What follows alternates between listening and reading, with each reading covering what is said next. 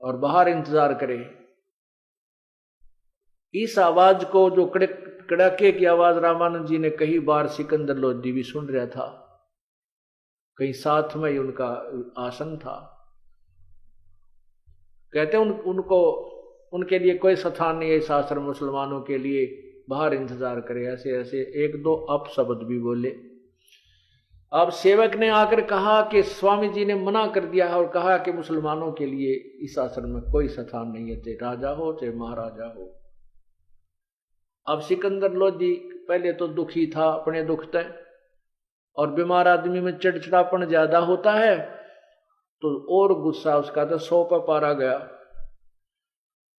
एकदम क्रोधित हो गया और तलवार निकाल ली अपने कमान तय उसने म्यान तय, और मन में ये विचार किया है कि महाराजा को, एक दिल्ली के सम्राट को ये ऐसा व्यवहार करता है इसके सम्राट के साथ, तो आम मुसलमानों के साथ इसका क्या व्यवहार रहता होगा। ऐसे पाप आत्मा को खत्म कर देना चाहिए। राजा ने कौन कलम पकड़ा, उसकी कौन हाथ पकड़े, निकाल कर तलवार चल पड़े आगे। वो तो मर्यादा थी, शेष ने हाथ जोड़े, वही नहीं जाना है, और उसको ऐसे फेंक दिया। शेष एक तरफ पड़ गया जाके। अब वहां कौन से तो वाले खड़े थे, राजा का मुकाबला कर ले। राजा पहुंच गया और वो रामानंद जी अपने आसन पर बैठे थे। ऐसे जाते ही उन्होंने गर्दन काट दी तलवार से स्वामी रामानंद जी की। धड़ कहीं गिरा और शीश कहीं पड़ा और रक्त बहकर चल पड़ा। उसके ऊपर कपड़ा डाल दिया गया, शव पर अलग और गर्दन पर अलग, और सभी के सभी सेवक थे वो बेचारे तितर बितर हो गए, छुप गए, डर गए, इधर उधर कांप रहे हैं, कहीं हमारा भी नंबर ना आ जाए। अब सिकंदर लोधी ने जब ये पाप कर लिया फिर आंख खुल गई। अब वो धार्मिकता जो उसके अंदर थी वह बाहर उभरी, और मन में विचार उठने लगे कि संत के मारने का बहुत पाप होता है। आया था पाप नष्ट करवाने के लिए, पाप और भयंकर कमाल करा जो ना इकट्ठा कर लिया। अब अपने आप बड़बड़ाता हुआ कहने लगा, चल वीर सिंह, मैं बहुत दुर्भागी प्राणी हूं, आया था आशीर्वाद लेने के लिए, कष्ट निवारण करवाने के लिए। अब मैंने कबीर जी के गुरुजी का मर्डर कर दिया, अब वो मुझे साप देगा, आशीर्वाद नहीं देगा। भाई निकल चल यहां से, मेरे भाग्य में नहीं है यहां कोई सुख प्राप्त करना, मुझे तो ऐसे भुगत कर ही मरना होगा। देख वीर सिंह, मैं चाहता हूं पुण्य करने मेरे से होते हैं पाप, ऐसे ऐसे दुर्भाग्य है मुझ पापी का। अब विचार तो अच्छे आने लगे लेकिन वो काम तो बिगाड़ लिया उसने। अब क्या होता, जो ही वो आश्रम से बाहर निकले, वो परम पिता परमात्मा, वो जुलाहा दिन में अपना काम कर, शाम ने फिर आरती में हाजिरी लगाने जाता था अपने गुरुदेव की, वो आ रहे हैं। अब वीर सिंह जी ने दूर से ही देखते ही कि वो आ गए हैं गुरुदेव। अब राजा की पोशाक में था, सिर पे मुकुट था और जूते उतार रखे थे क्योंकि आश्रम में प्रवेश किया था। उस मुकुट समेत आव देखा ना ताव देखा, जमीन के ऊपर लेट कर वीरदेव सिंह बघेल ने प्रणाम किया, दंडवत प्रणाम किया कबीर परमेश्वर को। अब उधर से राजा भी बहुत डरा हुआ था, बहुत घबराया हुआ था कि मैंने ऐसा पाप कर दिया, और ये बड़े सिद्ध पुरुष बताए जाते हैं कबीर जी, और यदि मैं प्रणाम नहीं करूंगा तो मैं और पहले अपराध कर बैठा हूं, प्रणाम करने से ही तेरे पे रहम करेंगे। तो दंडवत प्रणाम सास उस सम्राट ने भी किया।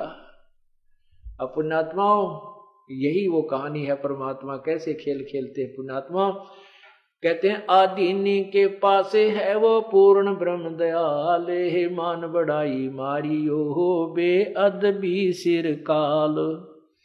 यदि ये सारी लीला ना होती, अगर यदि सिकंदर लोधी ने रामानंद जी की हत्या ना की होती तो वो प्रणाम नहीं करता, दंडवत प्रणाम नहीं करता परमात्मा को, क्योंकि वो राजा था, ना उसने उपदेश ले रखा था। और फिर मुसलमान और हिंदू को हम बहुत ही अंतर मानते थे। ये भी था कि मुसलमान हिंदू पीर के सामने प्रणाम कर, इस तरह की कई अड़चने हो जाती, और वो होती तो परमात्मा उनको शुभ आशीर्वाद नहीं देते। सिकंदर लोधी सिकंदर लोधी का वो 3 ताप नष्ट नहीं होता। एक तीर से कै शिकार किए परमात्मा ने, कितने शिकार किए। अब सिकंदर लोधी घबरा गया, डर गया, उसने दंडवत प्रणाम किया। अब दंडवत प्रणाम करने से परमात्मा ने जो रजा बख्शनी थी वो नियम पूरे हो गए सारे, और आशीर्वाद दिया, दोनों के सिर पे हाथ रखा, कहा उठो। ये 2 नरेश इस कैसे आज दास के पास आना हुआ, 2 नरेश राजाओं का। अब जो ही परमात्मा कबीर जी ने सिकंदर लोधी के सिर पर हाथ रखा, उठाया भी नहीं था, इतने में वो पूर्ण रूप से स्वस्थ हो गया। जो उसको भयंकर पीड़ा थी वो नहीं रही। बोलो सतगुरुदेव की। बंदी छोड़ कबीर परमेश्वर जी की जय। अब शेख तक सिकंदर लोधी वही घुटनों के बल बैठकर ऐसे करबद्ध होकर कहने लगा, है परमात्मा। परमेश्वर ने कहा कि कैसे आना हुआ, कि जिस कार्य के लिए हम आए थे वो तो आपने सिद्ध कर दिया प्रभु। मैं एक भयंकर पीड़ा से पीड़ित था, जो कहीं भी किसका उपचार नहीं हो पा रहा था, कोई समाधान नहीं हो रहा था। ये प्रभु आपके, हे अल्लाह, आपके हाथ छूने मात्र से मैं स्वस्थ हो गया हूं। आंखों में आंसू ऐसे बहने लगे जो खुशी में बहा करते, और फिर चरण पकड़ लिए, छोड़े नहीं, चरणों में शीश रखकर रोने लगा बुरी तरह फूट फूट कर। तब कबीर जी ने, परमेश्वर ने कहा, क्या बात है बादशाह, बात बताओ। सिकंदर लोधी ने कहा कि मैं पापी आत्मा हूं, मुझे क्षमा कर दो प्रभु, मुझे क्षमा कर दो प्रभु, मुझे क्षमा कर दो। अल्लाह, अल्लाह की जात है तू, मुझे माफ कर दो। परमात्मा ने कहा, मैंने माफ कर दिया, बात बता। कहा नहीं, मैंने ऐसा अपराध कर दिया, मुझे माफ नहीं कर सकते। प्रभु ने कहा, हमने जो कह दिया सो कह दिया, आप बात बताओ क्या है।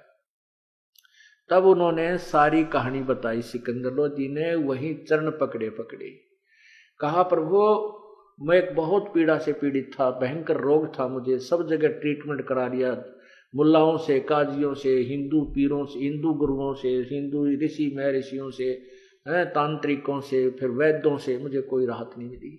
सबने कहा था कि तेरे प्रारब्ध का रोग है, ये तेरे 3 ताप के अंतर्गत तुझे पीड़ा है, आजीवन ये कष्ट बना रहेगा। हे प्रभु आपकी कृपा से वो नहीं रहा मेरा।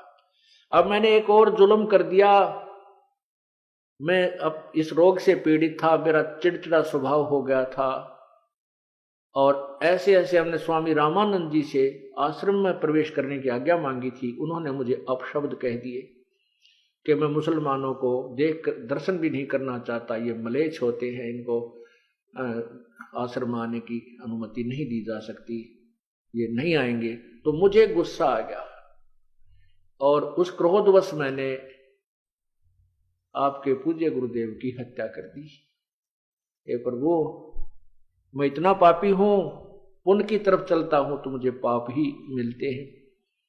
अब जैसे आप उचित समझो, चाहे इस दास को श्राप दो और चाहे बख्श दो। सब परमात्मा ने कहा, भाई हम तो आम के पेड़ हैं, आम के पेड़ का कांटे नहीं होते, आम मिलेंगे क्या छाया मिलेगी, और फिर सूखे पास लकड़ी मिलेगी। हम बबूल नहीं है, हम वो सिद्ध पुरुष नहीं है जो छोटी सी बात पर के शराप दे देते थे तेरा नाश होगा। जैसे 72 सोन 100 करी, चुनकर सीसर एक, दे धारे जोरा फिर ये सभी काल के भेख। चुनक ऋषि जी ने 72 सोनी सेना वानधाता चक्रवर्ती राजा की अपनी सिद्धि शक्ति से नष्ट कर दी, समाप्त कर दी थी। परमात्मा बोले वह कीकर के पेड़ थे, उन्होंने बबूल तैयार कर रखी थी, और हम आम के पेड़ हैं, हमारे यहाँ श्राप नहीं है, केवल आशीर्वाद होता है। हाँ, जो जैसे जन्म करेगा उसको फल आप पे मिलेगा, हम नहीं देंगे। तो कहा कि कोई बात नहीं, कोई किसी को नहीं मारता, आप उसकी हत्या आप ही के द्वारा लिखी हुई थी, वो इसलिए रामानंद जी मारे गए हैं। उनकी आयु शेष नहीं थी, आपके द्वारा ही वो मारा जाना था। ऐसा प्रारब्ध था और आपका दोष नहीं है। ये कोई तेरा और उसका पिछला हिसाब किताब था। और कहा कोई बात नहीं, एक काम कर, आप ऐसे मत जाना, उनका अंतिम संस्कार करवा के जाना, नहीं तो दुनिया तुम्हें थूकेगी। तब सिकंदर लोधी खड़ा हुआ, कबीर जी आगे आगे चल पड़े, परमेश्वर दोनों नरेश पीछे पीछे चलते हैं। और सिकंदर लोधी वीर सिंह की तरफ देखकर कहता है, बोला कि वीर सिंह, ये तो सचमुच अल्लाह है। देखो मैंने इनके गुरुदेव की हत्या कर दी, इनके मन में भी नो को नहीं, मेरे प्रति जरा सा भी कोई कोप नहीं किया। ये तो सचमुच भाई महान संत हैं, परम शक्ति हैं। अब वीर सिंह कहता है, राजा ये तो एक ट्रेलर दिखाया आपको। कहने लगा मैं सुखी कर दिया। अरे मेरी इसी ऐसी भयंकर बीमारी थी, कहीं आराम नहीं हो रहा था, और इनकी कृपा से हाथ लाते मैं स्वस्थ हो गया भाई, गदगद हो गया। ओहो मैं तो बहुत दुखी था। तब वीर सिंह कहता है, ये तो ट्रेलर है अभी इस परमात्मा की शक्ति का, अभी फिल्म देखना आगे आगे चल क्या होती है। जुड़ इस माँ भगवान से, आपको क्या क्या देखने और सुनने को मिलेगा। अब वीर सिंह और वो दोनों राजा ऐसे बोलते हुए जा रहे थे, और वहां से जब कबीर जी अंदर प्रवेश करते हैं रामानंद जी के आश्रम में, वहां के शिष्य भाग्य आए, कहने लगे कबीर जी, सिकंदर लोधी ने अपने गुरु जी को मार दिया, मुसलमान ने मार दिया। अब परमात्मा को पता था ये आग लगाओगे, हिंदू और मुसलमान का भी एक और कुकर्म करवाओगे, लड़ाई करवाएंगे। तो परमात्मा ने कहा, रे कौन किसने मारा भाई, अपने गुरुदेव का संस्कार ऐसा ही था, और ये तो इनके द्वारा ही मारा जाना था।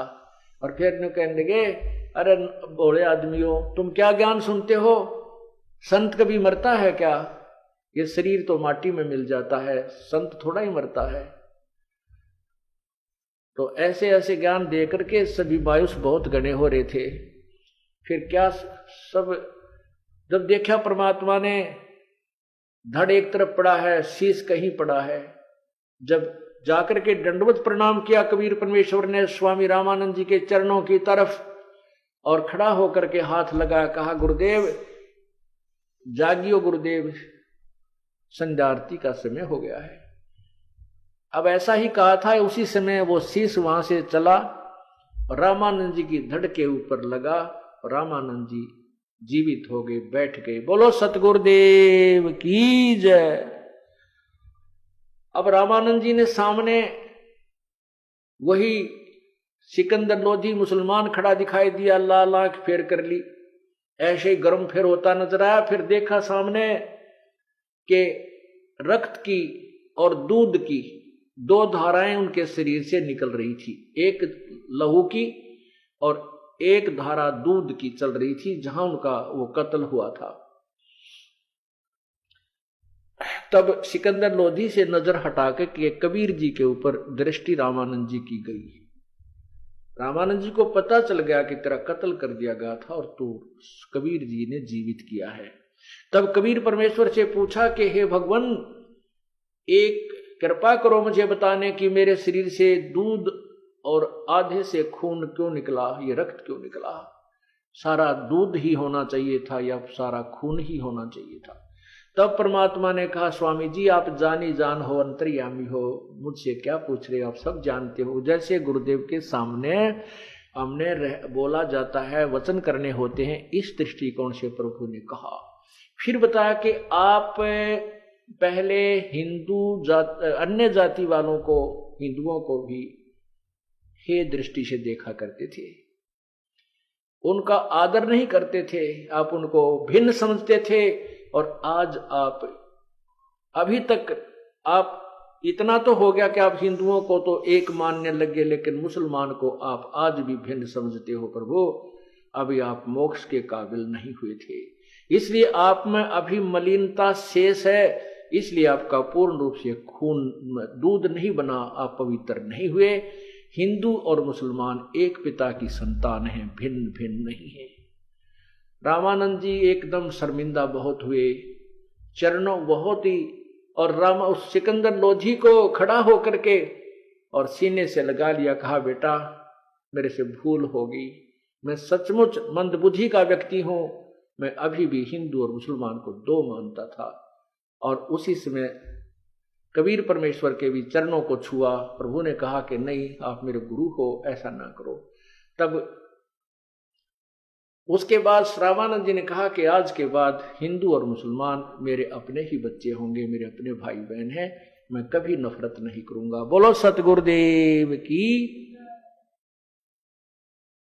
इस प्रकार उस परम पिता ने एक ही तीर से कई शिकार किए।